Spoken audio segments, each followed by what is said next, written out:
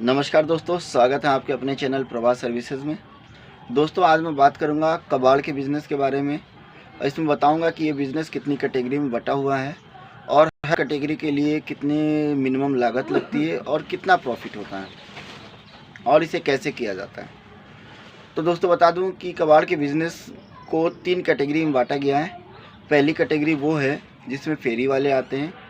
दूसरी कैटेगरी में वो आते हैं जो फेरी वालों से कबाड़ खरीदते हैं और जो दूसरी कैटेगरी के लोग हैं उनके पास ज़्यादा, मतलब कि मान लीजिए 2-4 दुकान के बराबर एक स्पेस होता है जहाँ पर ये लोग फेरी वालों से सामान खरीद करके रखते हैं। और एक होता है बहुत बड़ा स्टॉकिस्ट कह लीजिए या बड़ा दुकानदार कह लीजिए, या मतलब कि जिसके पास बड़ा गोडाउन होता है, मतलब कि उसके पास लगभग 10,000 स्क्वायर फीट से भी बड़ा एरिया होता है। ये छोटे जो दुकानदार हैं इन लोगों से वो माल खरीद करके अपने पास रखता है या फेरी वाले भी डायरेक्टली उनको सेल कर देते हैं। तो ये 3 कैटेगरी होगी, फेरी वाला, छोटा दुकानदार और एक बड़ा दुकानदार। अब बात करते हैं लागत की। तो जो छोटा जो फेरी वाला है, फेरी वाले को इस काम को करने के लिए कम से कम 5,000 से 10,000 रुपये चाहिए होता है। एक ठेला चाहिए होता है, साइकिल चाहिए होती है, या तो ठेला हो या तो साइकिल हो या तो कोई पुरानी गाड़ी हो जिसमें कम से कम वो 100-200 किलो का माल लाद सके। मतलब जब वो गली गली घूमता है तो उसे घर से हर तरीके का मटेरियल मिलता है, चाहे प्लास्टिक हो, चाहे पॉलीथीन हो, चाहे लोहा हो, एल्युमिनियम हो, तांबा हो, कुछ भी, या बड़े साइज़ में जैसे एसी, फ्रिज, टीवी, इस तरीके के कबाड़ भी मिलते हैं। तो इसे रखने के लिए एक ठेले टाइप में होना ज़रूरी है और वैसे कैश में अमाउंट 5 से 10,000 रुपये होना चाहिए, तब कहीं वो इस काम को कर सकता है। और वो जो भी प्रोडक्ट खरीदता है बहुत ही लो प्राइस पे ख़रीदता है और वो जा कर के जो दूसरा छोटे टाइप का जो दुकानदार है उसे बेचता है, और जिसमें प्रॉफिट मार्जिन 1 किलो पे लगभग मिनिमम 3 रुपये से लेकर के 10 रुपये का प्रॉफिट मार्जिन होता है छोटे के लिए। मान लीजिए छोटा कबाड़ी है, अगर उसने दिन भर में 100 किलो माल कलेक्ट किया और जा कर के दुकानदार को बेचा एक, जो कि लगभग प्रॉफिट मार्जिन उसको 5 रुपये के आसपास एवरेज में देता है, तो 500 रुपये होते हैं उसके। जनरली दिन भर में कबाड़ जो होता है वो मिनिमम 100 से 200 किलो तो हो ही जाता है।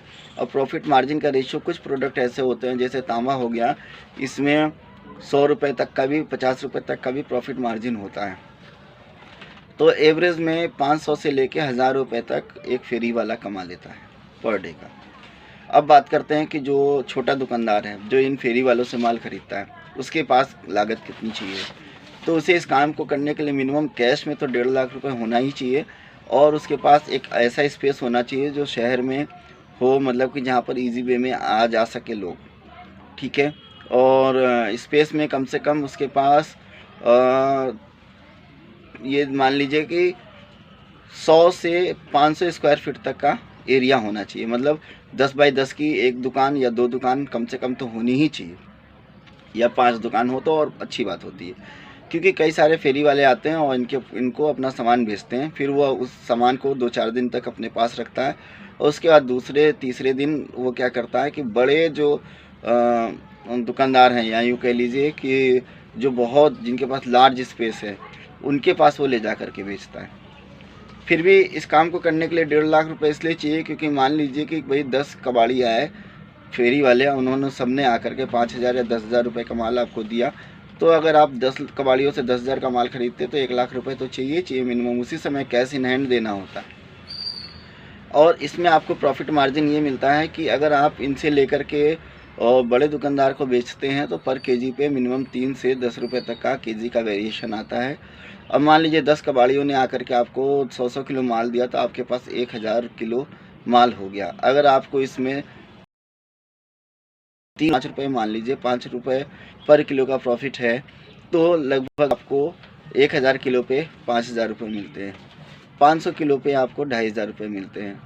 तो एवरेज में मान लीजिए पर डे अगर आप 500 किलो माल भी अगर बड़े कबाड़ी को बेचते हैं जा करके, तो आपके 2,500 से 5,000 रुपये के बीच में कुछ भी कमाई हो सकती है। और इसमें कुछ खास मेहनत नहीं है, इसमें आपको दुकान में सिर्फ बैठना है और ज़्यादा कोई काम नहीं है। हाँ, इसमें आपको एक लेबर रखना होता है छटनी के लिए, या जब आप माल परचेज़ करते हैं तो उसी समय प्लास्टिक अलग कर लेते हैं, लोहा अलग कर लेते हैं, तांबा, एल्युमिनियम, ये सारी चीज़ें अलग कर लेते हैं। तो ये कैटेगरी हो गई मीडियम वाले की, बीच वाले की। अब जो बड़ा कबाड़ी होता है उसको हम मीडिएटर बोलते हैं। ये मीडिएटर क्या होता है कि कबाड़ को का कलेक्शन करता है और सीधे इंडस्ट्रीज़ को देता है। तो जो बड़ा व्यापारी है उसको इस काम को करने के लिए पर्टिकुलर रजिस्ट्रेशन कराना होता है, जैसे कि जीएसटी रजिस्ट्रेशन होनी चाहिए। और जो इससे नीचे दूसरे नंबर का दुकानदार जो था उसे भी जीएसटी रजिस्ट्रेशन की ज़रूरत होती है, क्योंकि कई जो बहुत बड़े कबाड़ी होते हैं दूसरों से जो छोटे कबाड़ियों से माल खरीदते हैं तो उसकी बिलिंग भी मांगते हैं। ठीक है, तो उस केस में क्या होता है कि सेफ्टी रहती है कि हाँ भाई ये माल 1 नंबर है कि 2 नंबर है माल। तो अगर वो बिलिंग नहीं करता है तो उसको उससे बचना बड़ा मुश्किल होता है कि यार चोरी का माल ख़रीद लिया, ठीक है, अगर कहीं पकड़ा गया तो क्या होगा। इसलिए क्या होता है कि रजिस्ट्रेशन की ज़रूरत होती है। इसमें आप अपनी फर्म रजिस्ट्रेशन करानी होती है और जीएसटी नंबर लेना होता है। फिर आप इस माल को बड़ी इंडस्ट्रीज़ को बेचते हैं, जो कि इसी सारे कबाड़ के माल को रिसाइकल करके वापस मार्केट में लॉन्च करती हैं। तो बड़ी इंडस्ट्रीज़ कबाड़ के माल को बिलिंग के थ्रू परचेज़ करती हैं। इसलिए उस काम को करने के लिए आपको जीएसटी रजिस्ट्रेशन कराना बहुत ज़रूरी होता है। माल हो सकता है कि आप कबाड़ सारा यूपी में आपने ख़रीदा तो उसे आप महाराष्ट्र में बेच रहे हैं, गुजरात में बेच रहे हैं, कहीं भी बेच रहे हैं। एक स्टेट से दूसरे स्टेट तक जब माल जाता है ट्रांसपोर्टेशन के थ्रू तो बिना बिलिंग के नहीं जा पाता है। इसलिए इसमें जीएसटी रजिस्ट्रेशन की ज़रूरत होती है। और बड़े लेवल पे कबाड़ के काम को करने के लिए मिनिमम जो इन्वेस्टमेंट आता है वो लगभग 10 लाख रुपए के करीब होता है कम से कम। और उसमें लार्ज एरिया चाहिए होता है, लगभग 10,000 स्क्वायर फीट के आसपास का आपको एरिया चाहिए ही होता है। और आपको 1-2 व्हीकल्स की भी ज़रूरत होती है। उसके अलावा आपको एक इसमें प्रेस मशीन की ज़रूरत होती है, जो कि जो कबाड़ होता है उसको आप कलेक्ट करके फिर प्रेस मशीन से दबा करके छोटे छोटे पैकेजेस में बना करके गाड़ी में लोडिंग कर सकें। यहाँ प्रेस मशीन का मतलब आप समझ रहे होंगे, ये हाइड्रोलिक प्रेस होती है, हैवी होती है। तो एक मशीन इसकी ज़रूरत होती है, वेइंग मशीन की ज़रूरत होती है। बड़े लेवल पे बहुत ज़्यादा पैसा लग जाता है, बट जब जहाँ बहुत ज़्यादा पैसा लगता है वहाँ पर डे का प्रॉफिट मार्जिन भी बहुत ज़्यादा होता है। तो दोस्तों मुझे उम्मीद है कि आपको ये बिज़नेस समझ में आया होगा। अगर आप अपनी कैटेगरी के हिसाब से कि भाई आपके पास पॉकेट मनी कितनी है उसके अकॉर्डिंग आप इस तीनों कैटेगरी में से कोई भी एक कैटेगरी को सिलेक्ट करके अगर इस बिज़नेस को शुरू करना चाहते हैं तो कर सकते हैं। तो इसी के साथ नमस्कार दोस्तों, मेरे चैनल को लाइक करें, शेयर करें।